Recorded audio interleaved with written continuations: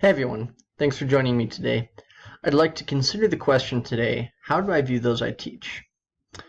And in order to start examining how I view those students that will be under my stewardship, I think it's important to understand my goal in taking on students at all. So as I considered this question, what are my goals in teaching? I came to a few conclusions. Number one, I'd like to share my knowledge in my field of study with other people who share interest in that field. Number two, I'd like to create an environment for myself where I can personally continue my own education, my studies, and my ability to grow as an individual and achieve mastery over things. And I think a classroom setting is a good way to do that.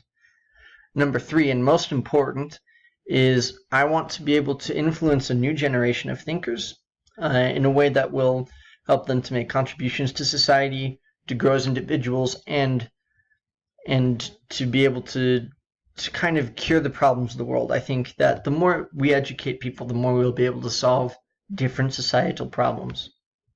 Now, moving on to the way I personally view the students I teach. I think a problem in teaching that I personally might have is viewing students who might have less knowledge in my field of study than I do as people who have contributions to make in that field, especially in secondary education, because most of the students I teach I accept will not particularly care about the field of study I pursue, which is, it's for the time being history. I want to move on to administration, but for now, just kind of history.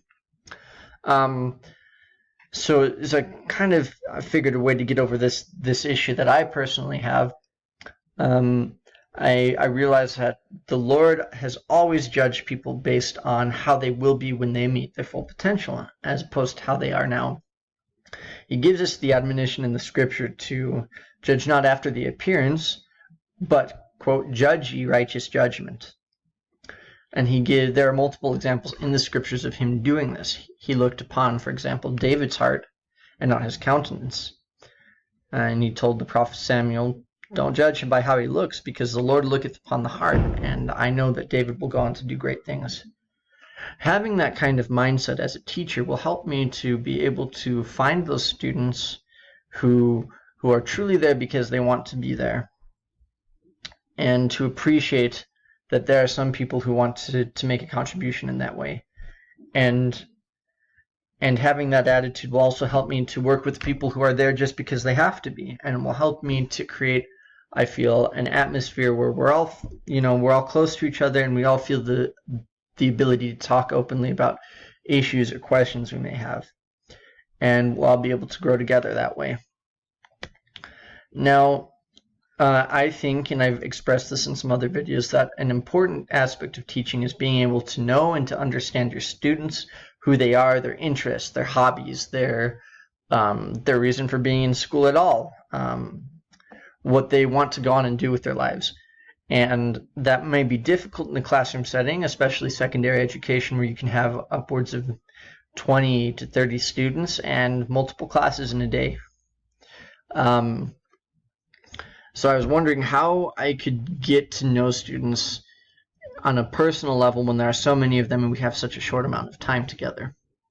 And I think the first day or two in a class is important because it gives students a time to introduce themselves to me, to do that legitimately by sharing, their interests, things about their lives. And likewise, it's a chance for me as a teacher to be able to do the same thing for students, to share enough information about my life so that they identify me, they see me as someone that they can come to, they can ask questions to. And also, besides sharing that information about each other, I think that allowing students to do much of the teaching in the classroom will give them a chance to express themselves, but allowing them to choose the formats in which they teach will allow them to interject their personalities into their teaching and find out what their strengths and their weaknesses are. And that I feel is the point of the secondary education in particular. It's an exploratory period. And something I came up with on a personal level is, the ability to develop a question that I want to have answered at the beginning of the semester for myself. And as the semester and the school year progresses, I will be working on answering that question and sharing my progress in that research with my students so that they can contribute if they want to, and that they can see that even I as a teacher, I'm still trying to learn things and to improve myself. And so in conclusion, I think that in order to view those you teach as in the way that you should view them as a teacher, you have to set goals with them, understand your goal in teaching students. You have to be able to view them as potentially equal partners in fields of study, and you have to get to know them by creating innovative ways to share your personality in the classroom. Thank you for watching. If you have any questions or comments, feel free to leave them in the discussion board. Thank you.